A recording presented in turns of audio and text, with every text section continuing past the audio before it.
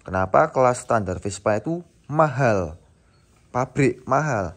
Karena yang mahal itu ilmunya mas, bukan spare partnya.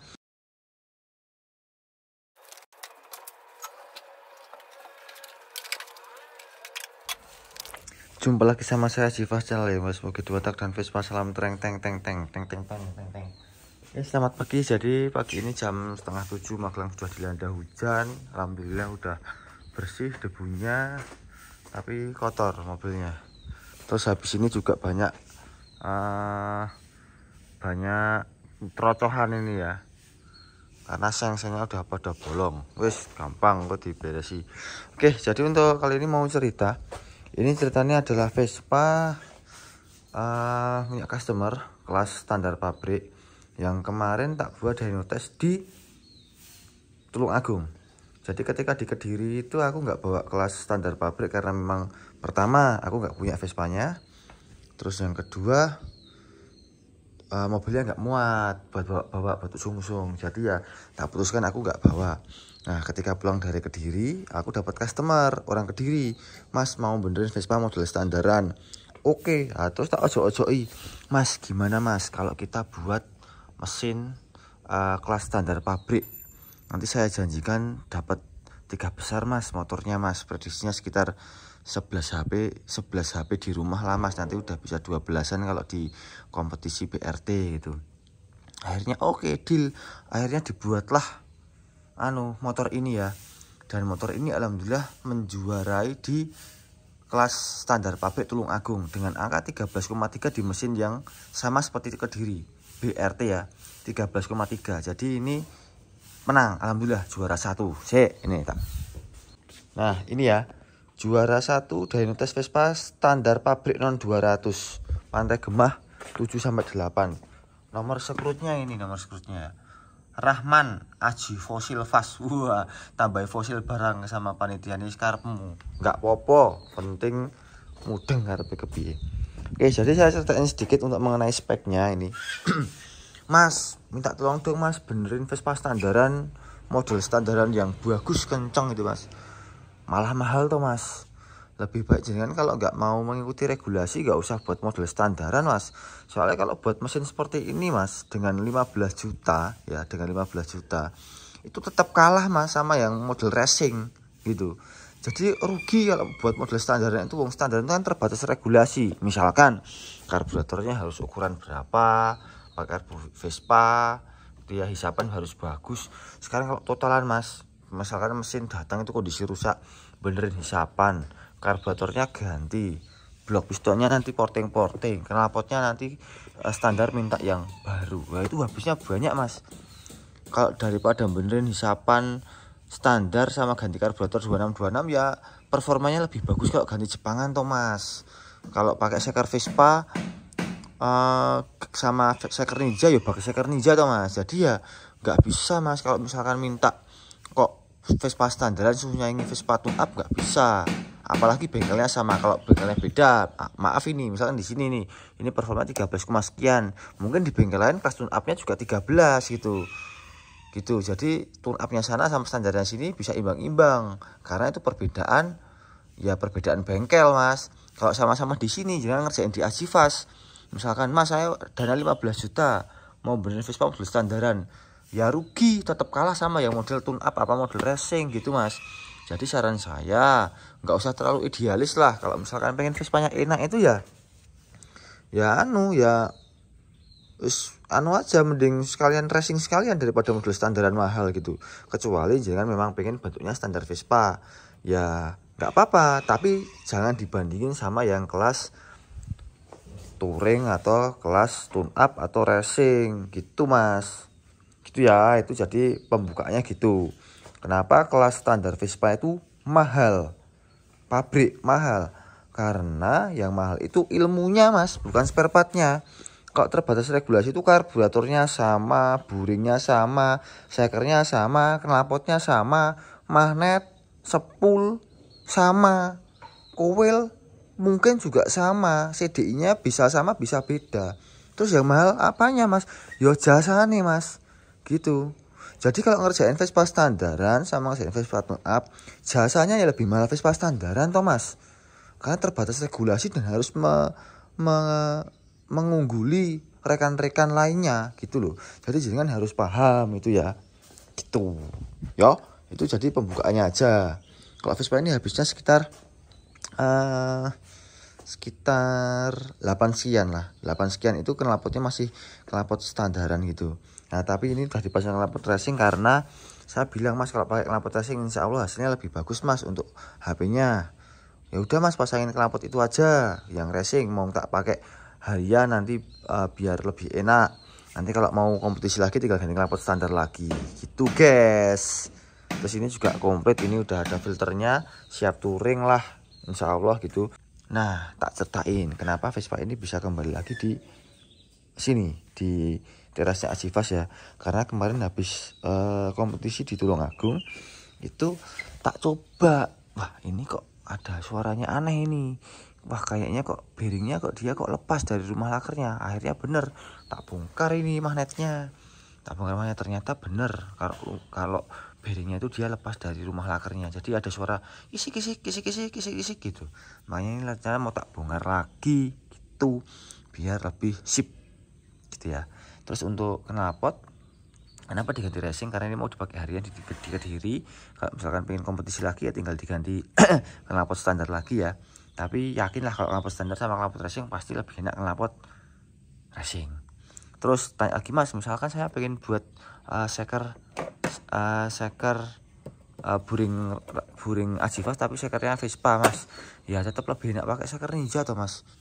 Kalau maaf nih, kalau misalkan jangan pengennya shakernya Vespa, pengen shaker Vespa bagus ya tetap pasti lebih bagus kalau mas, tetap lebih bagus kalau kalau shaker Ninja. Nah, mas tapi kok itu bisa bagus mas, ini beda mas, ini jasanya beda. Jadi untuk seperti ini itu tak kena jas tambahan buat kompetisi, karena kalau kayak kelas-kelas kompetisi itu beda mas. Kalau kita ngerjain setting 1, 2, 3 kali selesai, kalau kompetisi mas bisa nyeting itu sampai 10 kali 20 kali mas, dan jenengan tuh gak tahu mas, gak ada videonya mas gitu. Jadi untuk setelan kompetisi itu jauh lebih mahal. Jadi untuk pengerjaan juga untuk spare part yang sama ini, karburator Vespa, magnet Vespa, buring Vespa, shaker Vespa, knalpot Vespa, spool Vespa, coil Vespa, CDI RC, mungkin CDI-nya pakai TIC Vespa, barangnya sama semua, tapi hasilnya bisa beda karena perbedaan jasa mas. Jadi kalau ngerjain Vespa standar sama ngerjain Vespa tune up lebih mahal ngerjain Vespa standar karena terbatas regulasi, barangnya semuanya sama dan harus melebihi dari teman-teman yang lain gitu mas. Jadi kalau misalkan jangan keberatan dengan harga yang mahal sekali untuk mengerjakan Vespa standar, saran saya mending langsung ngerjain kelas tune up atau kelas racing mas, itu jauh lebih mudah dan hasilnya jauh lebih bagus. Ngono guys. Ya wes, aku tak bongkar ini, tak nyervis, nanti tak setan lagi mau diapain ini itu ya. Mungkin 2 hari lagi selesai untuk pengerjaan spare part, pengerjaan crankcase yang rusak. Nanti setelah selesai untuk dyno testnya knalpot racing menggunakan shaker Vespa, tak ceritain lagi ya. Sip jos. Oke, sebelum lebih jauh lagi aku mau kasih tahu dalamannya seperti apa. Ini belak-belakan, monggo kalau mau dicontek, mau buat belajar atau mau buat bahan perbandingan atau mau buat bahan rasan-rasan terserah, monggo. Ini cuma saya ngasih tahu gambaran umum. Mas, shakernya pakai apa? Oke, saya pakai shaker Vespa ukuran 8M. Cetok tuh 8M, cetok ya. Proses pembubutan. Jangan tanya ukuran, Mas. Kalau mau tanya ukuran jangan beli aja, nanti diukur sendiri. Hitung-hitung rezeki koncone. Hitung-hitung jenengan bantu riset gitu, Mas. Ya. Tapi sekalipun enggak apa-apa, enggak beli enggak apa-apa. Doakan saja saya tetap bahagia, doanya terkabul. Doakan saya, doa saya terkabul gitu mas, amin. Untuk portingannya ya benar sekali, tanpa diporting. Lubang led bawaannya tanpa diporting.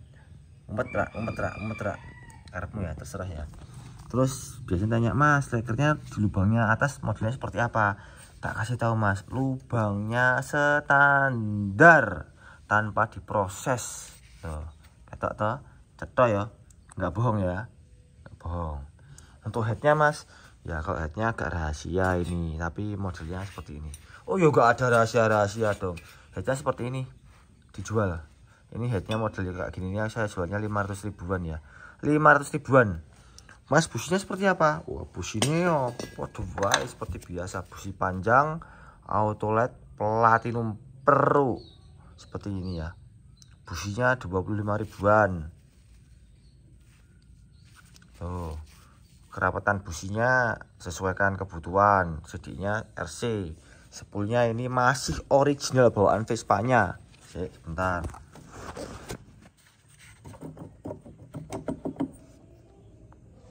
Cek tak pakai sarung tangan dulu, tak kotor. Nanti dimarahin sama mamah. Tuh. Nih masih bawaan nih. Oh. Ada pasir-pasirnya ya, nanti tak bersihin lagi ya. Oh, masih bawaan nih. Loh, sepuluh sih asli. Loh, sih asli 10 guys. Masih bawaannya. Tuh. Untuk pengapiannya udah dicepetin ya. Tapi kalau mau dipakai harian lagi buat nggak kompetisi, nanti dikembalikan ke standarnya lagi, ke huruf A atau IT A Advance, IT idle timing. Jadi kalau mau langsamnya bagus IT dipakai gaspol aman kuat. Kalau A itu bisa ngelitik, apalagi dicepetin lagi, itu sesuai kebutuhannya aja. Ono guys, kuilnya masih asli dan motor. Wis gitu aja. Karbnya 2424, ada velocity-nya. Gak tak cepet-cepet lah, kesuwen. Aku mau bongkar ini aja kok, mau bongkar separuh aja karena aku mau benerin rumah bearing yang di sini ya, yang di rengkes ini dia longgar. Nanti ceritain lagi, tak bongkar apanya aja. Sip.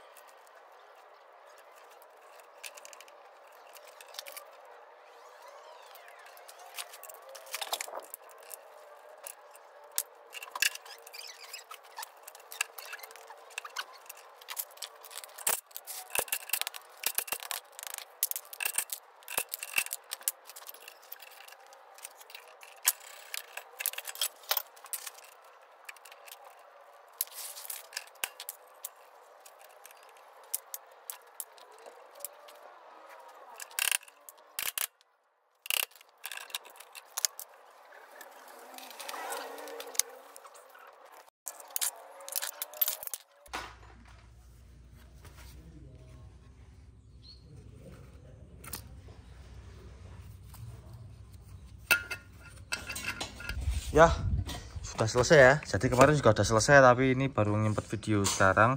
Ini udah selesai. Terus sama spek yang kemarin, bedanya cuma di setel lambatin pengapian biar lebih ramah untuk dipakai, biar nggak terlalu berbet gitu, sama knalpot racing.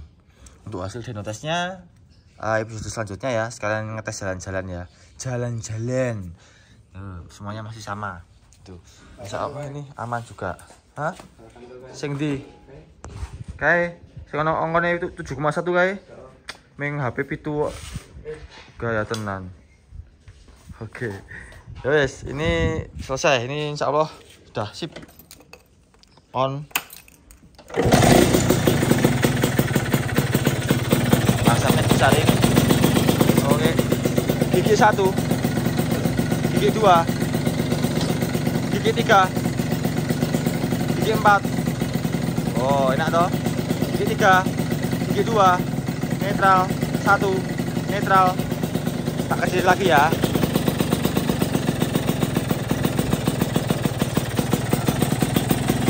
Sip, jos. Salam treng teng teng teng teng teng teng teng teng.